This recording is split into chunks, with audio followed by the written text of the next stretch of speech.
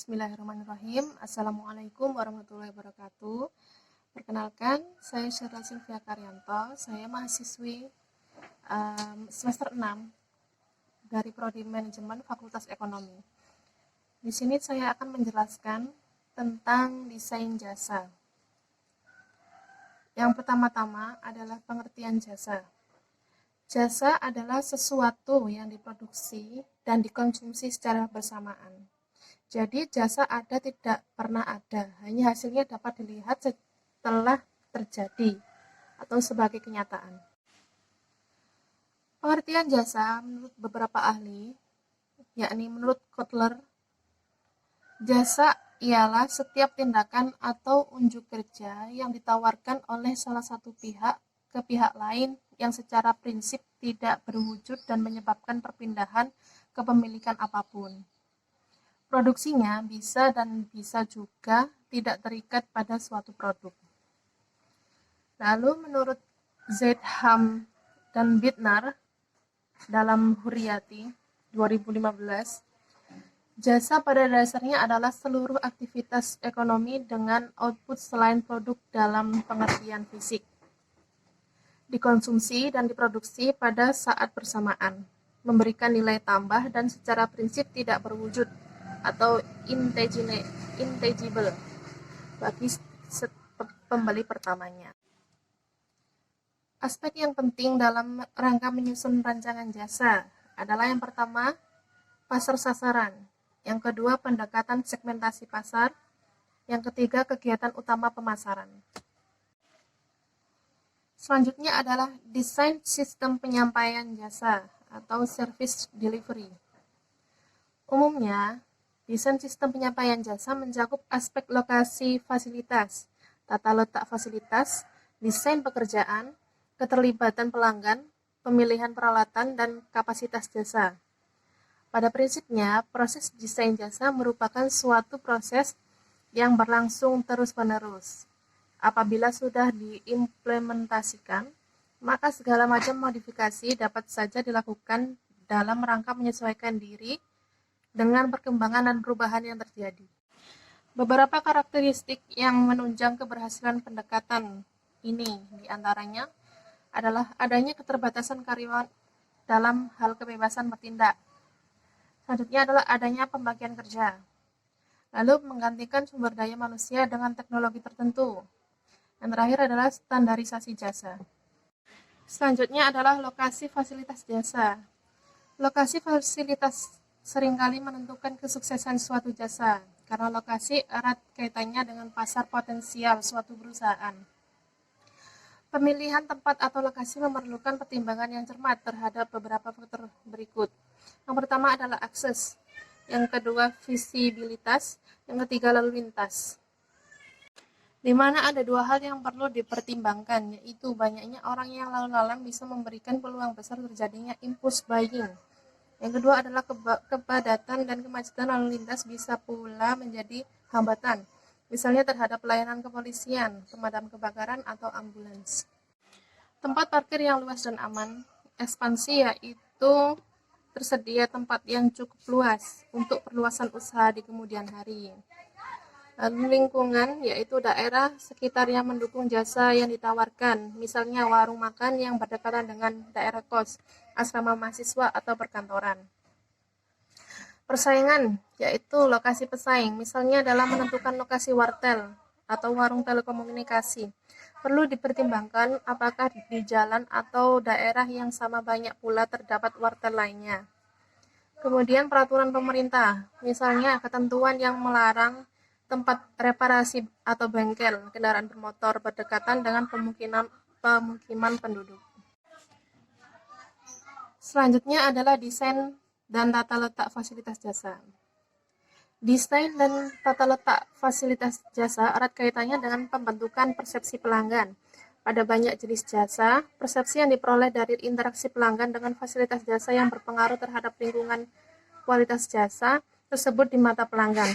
Pelanggan yang ingin mencari kenyamanan suasana dalam menikmati hidangan restoran akan lebih menyukai desain restoran yang desainnya menarik. Misalnya, pencahayaan tertata apik, dindingnya dihiasi lukisan-lukisan. Selanjutnya adalah desain fasilitas jasa.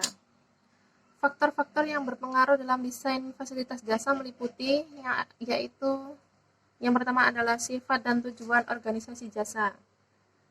Sifat suatu jasa seringkali menentukan berbagai persyaratan desainnya. Misalnya, desain rumah sakit perlu mempertimbangkan ventilasi yang memadai, ruang peralatan medis yang representatif, ruang tunggu pasien yang nyaman, kamar pasien yang nyaman, ruang dokter dan kamar praktek yang bisa menjamin privasi.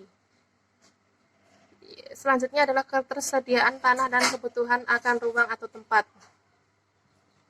Ketersediaan tanah.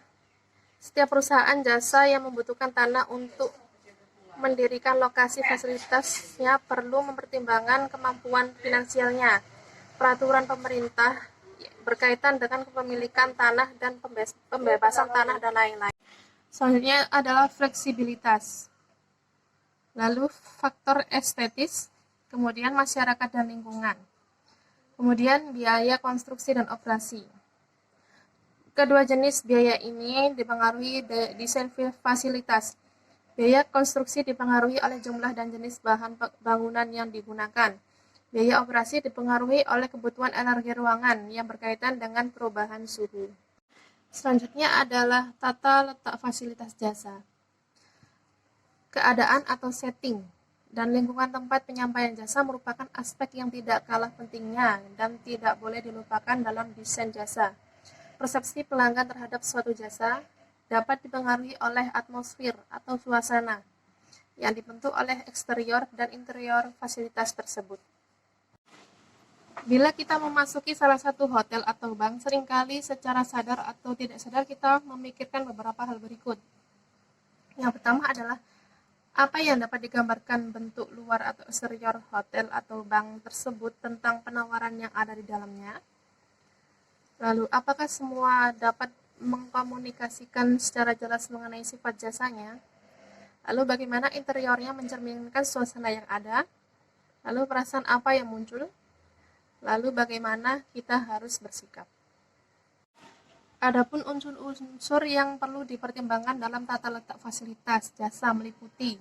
Yang pertama adalah pertimbangan atau perencanaan spasial. Yang kedua adalah perencanaan ruangan.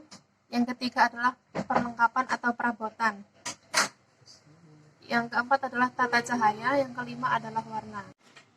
Di dalam suatu warna terkandung 3 unsur, yaitu hue atau corak warna, yaitu dari warna seperti merah, biru, hijau. Yang kedua adalah value atau nilai warna, yaitu terang atau gelapnya suatu warna. Yang ketiga adalah chroma, yaitu intensitas, kekuatan, atau kemurnian warna. Berdasarkan penelitian selama beberapa tahun yang hasilnya dibukukan dalam The Color Eye, Cumming dan Porter dalam Moody and Chatham 1993, memberikan wawasan mengenai psikologi warna. Beberapa contohnya adalah merah merupakan warna api dan gairah. Orange merupakan warna yang bisa menambah semarak perilaku sosial.